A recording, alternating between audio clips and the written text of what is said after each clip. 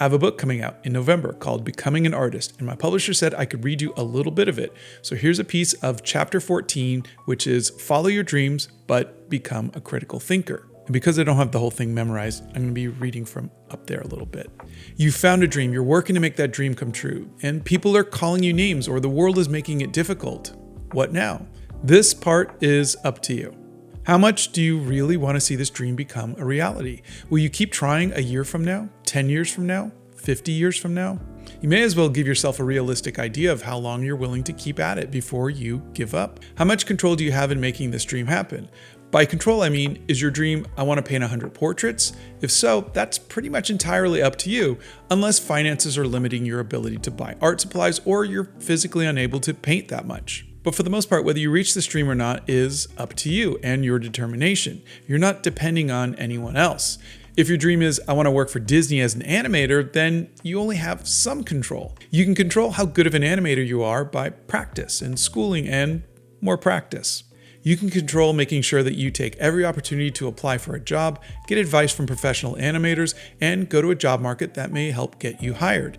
These are things you can do, but your dream simply can't come true if Disney doesn't hire you, right? You can't see your dream come true if Disney goes bankrupt. These things are out of your control. You can be as prepared as possible, submit your portfolio every day, but Disney hiring you is up to Disney. And that's a hard pill to swallow, not having control of your dreams. You can be the best, you can be the most experienced, the most dedicated, but if they don't hire you, you just won't see your dreams come true. And I'm telling you this because if your dreams don't come true, if you don't get hired, it's not your fault. It is not your fault.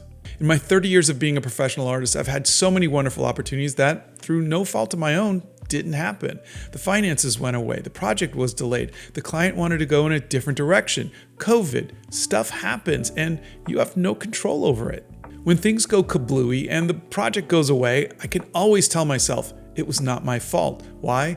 Because I trained for the opportunity. I prepared. I never missed a meeting. I completed every task asked of me. I worked hard and I was ready. I did everything that was in my control. I can control my preparation. I can control whether I was good enough, whether I was ready enough. That's all I can control. I'm responsible for that and only that. The things outside of my control, guess what?